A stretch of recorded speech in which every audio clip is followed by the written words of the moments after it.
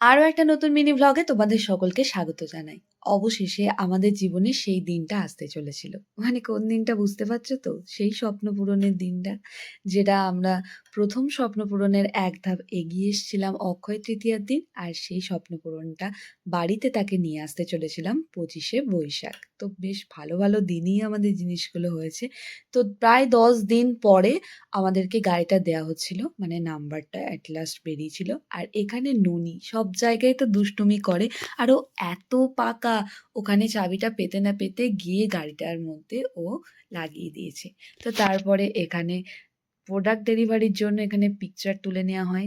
আমরা সমস্ত কিছু কাগজপত্র, ডকুমেন্টস তো আগের দিনই বুঝেছিলাম এবং বাকি যেটুকুনি বোঝার ছিল সেগুলো বুঝে নিই। আর এখানে আমরা তারপরে ওয়েট করছিলাম গাড়িটা ধোয়ার জন্য। গাড়িটা ধোয়া-টোয়া হয়ে যায়। তারপর সব নিয়ে আমরা বাইরে বেরিয়ে আসি। আর আমরা এসেছিলাম টুকটুকি স্কুটিতে। আর এখানে দাদাভাই নিয়ে যাচ্ছিল নতুন স্কুটিটা। আর আমি, ননি আর টুকটুকি যাচ্ছিলাম টুকটুকির স্কুটিতে।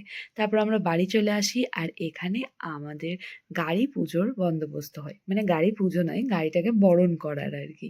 তো ছর্দি এসে গাড়ির চাকায় জল দেয় এবং তারপরে ধূপ আর প্রদীপ দেখিয়ে নেয়।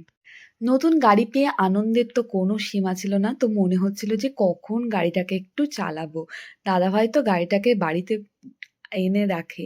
কিন্তু তারপরেও আমি কি করি, গাড়িটাকে একটু পরেই ভাত-টাত খেয়েই চলে গেছিলাম গাড়িটা নিয়ে বেড়াতে।